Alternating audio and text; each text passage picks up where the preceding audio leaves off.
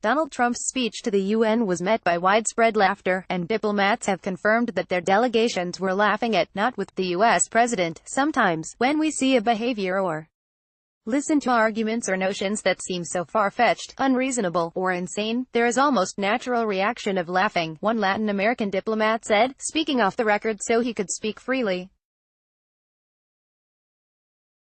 The diplomat added, "It is not laughing at a good joke but a nervous laugh, or a bad joke turned laughable precisely because the guy who tells the joke doesn't realize how bad it is." Laughter filled the UN General Assembly room on Tuesday after Trump said his administration has accomplished more than almost any administration in the history of our country. His words in the opening part of the speech were clearly addressed to a domestic audience, wrote one European diplomat in a message that noted that other world leaders do the same.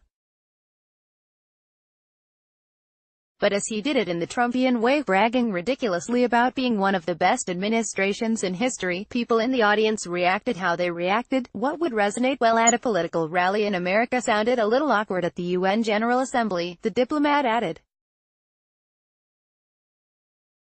Trump used the speech on Tuesday to hail the importance of sovereignty over multilateralism and to bash those countries that might stand in his way, all while appealing to his own American electorate. He doesn't have any concept of diplomacy, one Asian diplomat said, though the diplomat added that Trump's undiplomatic diplomacy has worked well toward North Korea. Trump's chairing of a UN meeting on Wednesday morning was not met with laughter, but with confusion.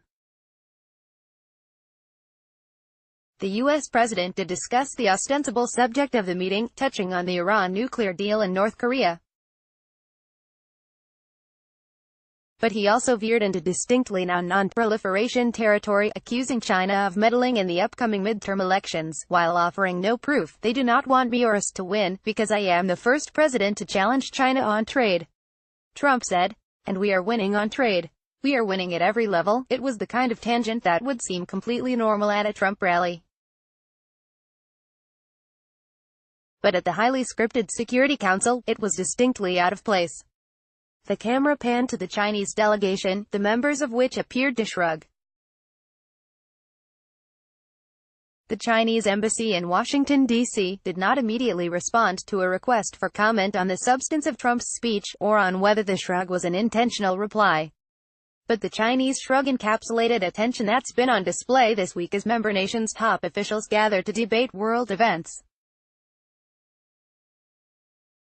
The United Nations, home of diplomacy and decorum, is unfamiliar with the sort of brash braggadocio that's considered par for the course for Trump. When Trump focused part of his Tuesday address on Germany and warned that Germany will become totally dependent on Russian energy if it does not immediately change course, the German delegation was caught smirking on camera. That was scornful laughter, not nervous laughter. But there is a deeper point here. World leaders have worked out that trying to reason with Trump does not work. Trying to attack him often backfires. But laughing at him can diffuse his attacks, said Richard Gowan, senior fellow at United Nations University. Neither the German mission at the United Nations nor the German embassy in Washington responded to a request for comment.